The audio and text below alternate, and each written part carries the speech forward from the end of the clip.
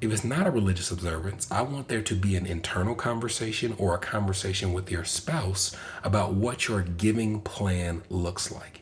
And giving plan doesn't just have to be the exact dollar amount that you give, although that can be helpful.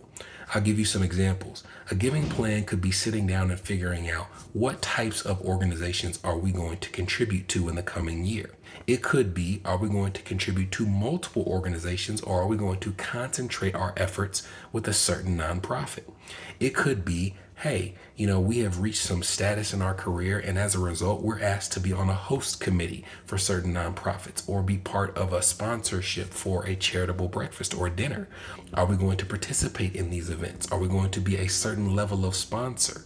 If we're going to a dinner on behalf of someone else and they start passing around the envelope asking us how much to give, what is a reasonable contribution that we think is appropriate for what we're going to do in that instance?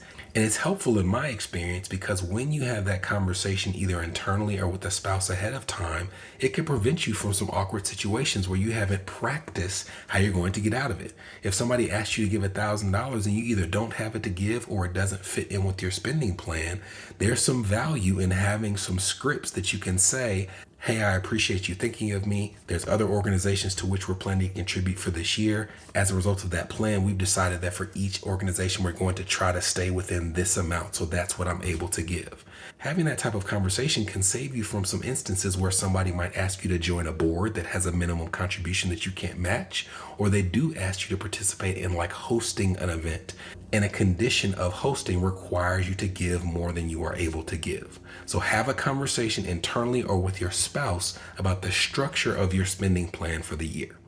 The next part is to determine whether there is a tax component to how you're giving.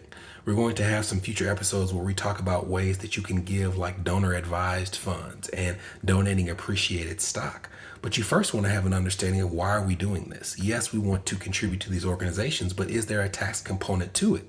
And if there's a tax component to it, it needs to be part of a comprehensive strategy. And that strategy might dictate how much you give. In fact, it might dictate how much you have to give to even be able to benefit from a tax perspective, which is what we'll talk about after the break.